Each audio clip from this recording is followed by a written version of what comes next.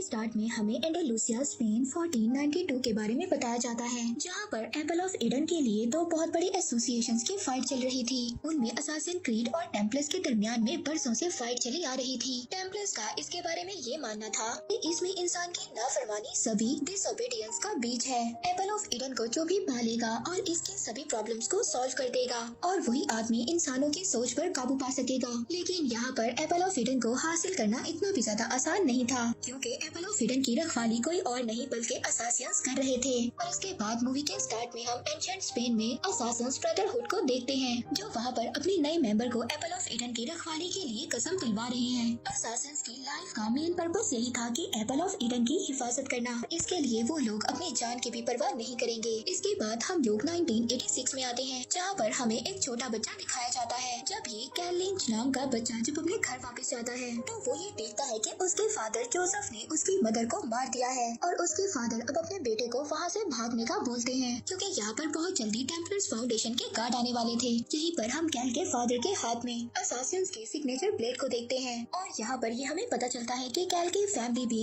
Assassin brotherhood से belong करती है। अब इसके बाद यहाँ पर कहानी को 2016 में फॉरवर्ड कर दिया जाता है, जहाँ पर हमें दिखाया जाता है कि कैल को मर्डर के जुर्म में अरेस्ट कर लिया गया था और यहाँ पर इसको मौत की सजा सुनाई जाती है और उसको मौत यहाँ पर जहर को इंजेक्ट कर दी जाएगी। लेकिन यहाँ पर कैल को सिर्फ बेहोश किया जाता है और जब वो होश में आता है तो वो खुद को एक रिसर्च लैब में पाता है, जहाँ पर डॉक्टर सोफिया राइकिन उससे मिलती है। यहाँ पर डॉक्टर सोफिया टेम्पलर फाउंडेशन की हेड है। अब जब यहाँ से कैल भागने की कोशिश करता है तो वो ये देखता है कि ये तो बहुत बड़ी फैसिलिटी है। डॉक्टर सोफिया कैल को बताती है कि वो दुनिया की नजरों के सामने अब मर चुका है। लोगों की भलाई के लिए और वायलेंस को मिटाने के लिए वो लोग एप्पल ऑफ ईडन को ढूंढ रहे हैं और यहाँ पर उनको कैल की हेल्प चाहिए एप्पल ऑफ ईडन को ढूंढने के लिए, क्योंकि यहाँ पर कैल ही था जो असासिन से बिलोंग करता था। और वो बताती है कि एप्पल ऑफ ईडन को लास्ट बार एक्यूलर नाम के असासिन के पास देखा गया था। इसके बाद डॉक्टर सोफिया कैल को यहाँ पर एक मशीन से कनेक्ट करती है और इस मशीन की मदद से वो अपने पूर्वजों की यादों को एक्सेस कर सकेगा।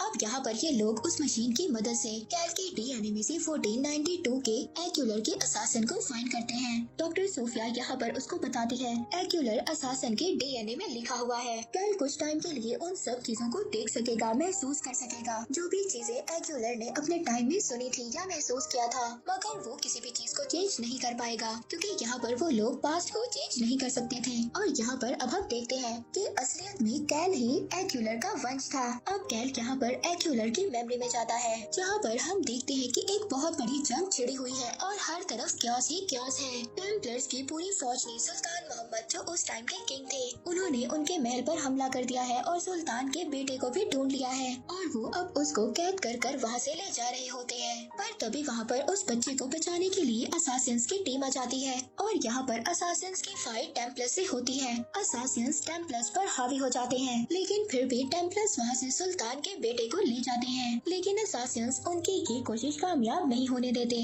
अब ये लोग आगे बढ़ ही रहे होते हैं, तभी हम प्रेजेंट में देखते हैं जहाँ पर कैल की हालत बहुत ज्यादा खराब हो जाती है और उस मशीन से जिससे कैल को कनेक्ट किया गया था एनिमस से वापस बुला लिया जाता है। डॉक्टर सोफिया अपने फादर से बात करती है और उनको बताती है कि वो लोग एप्पल ऑफ ईडन के बहुत ज्यादा करीब हैं, क्योंकि फाइनली इन लोगों ने एक्यूलर के डीएनए से उसके मेमोरी को निकाल लिया था।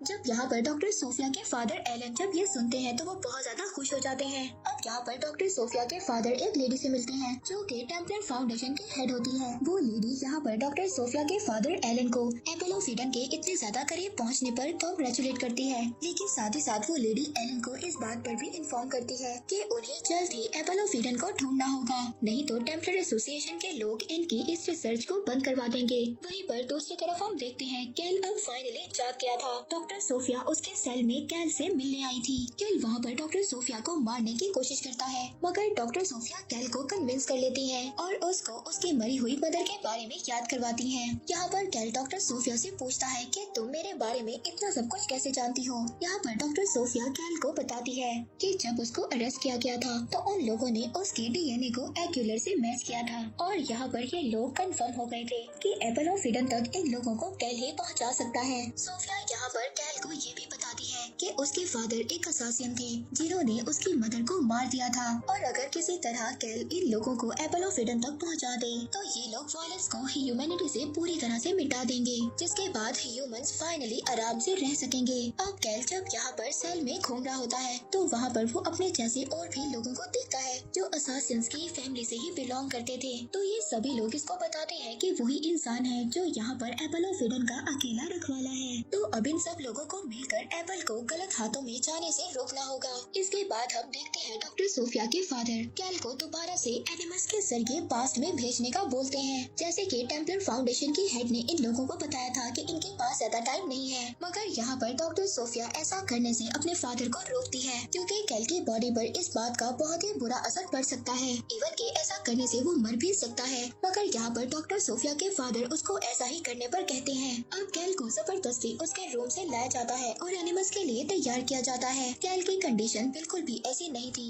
कि वो दोबारा से एनिमस के जरिए पास्ट में जा सके, लेकिन वो फिर भी अपने पास्ट से कनेक्ट हो जाता है। और यहाँ पर कैल के पास्ट में हमें दिखाया जाता है कि एक्यूलर और उसके एक साथी को टेम्पलर्स ने बंदी बना लिया है और अब इन दोनों को पूरे किंगडम के सामने जला दिया जाएगा। मगर ये लोग यहाँ पर भी हिम्मत नहीं हारते। टेम्पलर्स के गार्ड ने इन लोगों को मौत की सजा के लिए इस फंदे पर चढ़ा दिया था, लेकिन यहाँ पर एक्यूलर छूटने की कोशिश करता है और कामयाब भी हो जाता है और इसी के साथ साथ वो अपने साथी को भी छुड़वा लेता है। इनके लिए यहाँ से भागना इतना भी ज्यादा आसान नहीं था क्योंकि इनके आगे पीछे पूरे टेम्पलर्स की फौज पड़ गई थी, लेकिन जैसे तैसे कर ये लोग इस फौज से फाइट करते हैं और यहाँ से अपना पीछा छुड़ा लेते हैं और भाग जाते हैं। इसके बाद दोबारा से हमें प्रेजेंट में दिखाया जाता है कि कैल का कनेक्शन एनिमस से टूट जाता है और वो नीचे गिर जाता है। हम यहाँ पर देखते हैं कि कैल की कंडीशन बहुत ज्यादा बिगड़ रही थी और उसकी बॉडी भी पैरालाइज्ड होने वाली थी, पर ये पैरालिसिस टेम्पररी ही रहता है। यहाँ पर डॉक्टर सोफिया बहुत ही जल्दी कैल को क्योर कर लेती है। अब ये सब कुछ यहाँ पर कैल को बिल्कुल भी ठीक नहीं लग रहा था क्योंकि अगर ऐसा ही सब कुछ चलता रहा तो वो बहुत जल्दी मारा जाएगा।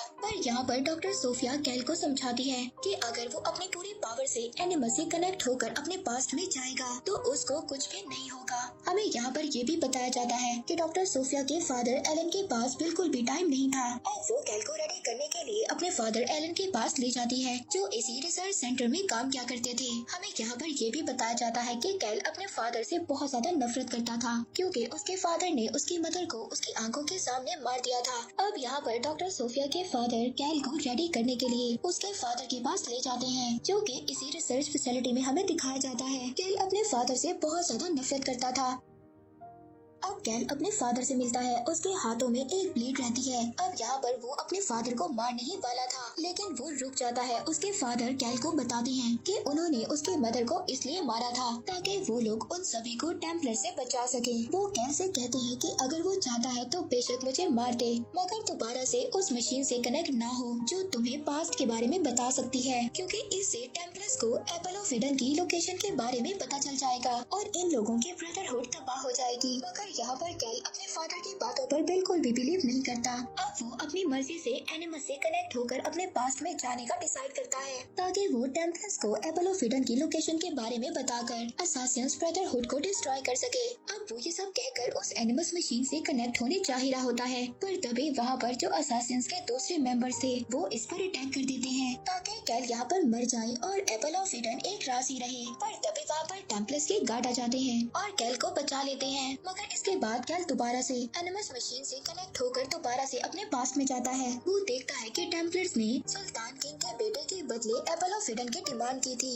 और वो सुल्तान को ये बताते हैं अब कोई भी असासिन उसकी हिफाजत के लिए नहीं आएगा। पर अब सुल्तान वहाँ पर टेम्पलर्स को एप्पल ऑफ ईडन देने के लिए तैयार हो जाता है। पर तभी वहाँ पर एक्यूलर और उसके साथी आ जाते हैं। वो टेम्पलर्स के सभी साथियों को मारकर सुल्तान के पास आ जाते हैं। यहीं पर टेम्पलर्स का एक हेड और उसका वॉरियर भी रहता है। यहाँ पर इन सब की बहुत ही जबरदस्त फाइट होती है और यहाँ पर एक्यूलर के साथ ही इस फाइट में मारी जाती है। एक्यूलर यहाँ पर बहुत ज्यादा दुखी होता है क्योंकि वो उसे पसंद करता था। पर अब एक्यूलर यहाँ पर टेम्पलर्स की हेड का जो वॉरियर था उसको भी मार देता है और इसके बाद वो यहाँ से एप्पल ऑफ ईडन लेकर भाग जाता है। पर अब वो जैसे ही आगे जाता है तो वहाँ पर वो एक ब्रिज पर जब पहुँचता है तो वहाँ पर टेम्पलर्स की पूरी फौज थी जो उसको घेर लेती है। तो वो वहाँ पर उस ब्रिज से एक बहुत बड़ी छलांग लगा देता है। अब यहाँ पर एक्यूलर मिलिट्री और फोर्स तक पहुंच जाता है और वहां पर पहुंचकर वो एपल ऑफ ईडन एक आदमी को सौंप देता है और उसे इसकी हिफाजत करने का बोलता है। और यहाँ पर हमें ये बात पता चलती है कि वो आदमी कोई और नहीं बल्कि क्रिस्टोफर ऑफ कोलंबस है। और अभी जहाँ पर कोलंबस दफन है वहाँ पर इन लोगों को एपल ऑफ ईडन भी मिल जाएगा।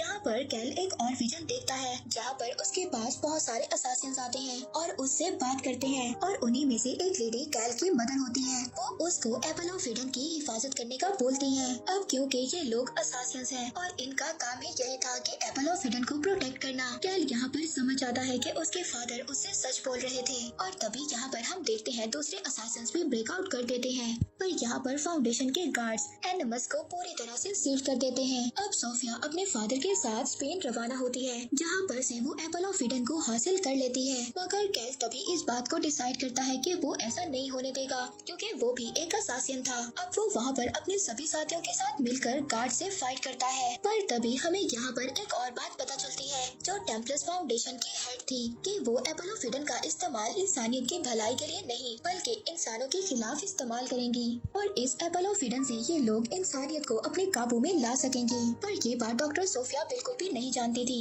हम यहाँ पर देखते हैं कि सभी असासिन मिलकर इस फैसिलिटी के सभी गार्ड्स को मार देते हैं, लेकिन इस फाइट में इन लोगों के बहुत सारे असासिन्स भी मारे जाते हैं। अब डॉक्टर सोफिया और वो लेडी हेड हेलीकॉप्टर में बैठकर यहाँ से चले जाते हैं। कैल उनको रोकने में नाकाम हो जाता है। अब टेम्पलर्स फाउंडेशन ने एपल ऑफ ईडन को हासिल कर लिया था। वो वहाँ पर एक प्रोग्राम कर रहे थे, तभी उस प्रोग्राम में असासिन की टीम आ जाती है। कैल वहाँ पर आकर डॉक्टर सोफिया को बताता है कि बरसों से असासिन ही ह्यूमैनिटी की हिफाजत कर रहे हैं एपल ऑफ ईडन को प्रोटेक्ट कर कर। और सोफिया भी अब इस बात को समझ गई थी कि अगर एपल ऑफ ईडन टेम्पलर्स के पास रहा तो ह्यूमैनिटी नहीं बच पाएगी। अब इसीलिए वो कैल की हेल्प करती है, वो उनको अंदर जाने देती है। अब यहाँ पर असासिन की पूरी टीम टेम्पलर्स की टीम को मार देती है और वो सभी असासिन मिलकर एपल ऑफ ईडन को सिक्योर कर लेते हैं और इसी तरह वो एपल ऑफ ईडन दोबारा से असासिन्स के पास आ जाता है। और इसी के साथ ये मूवी यहीं पर एंड हो जाती है।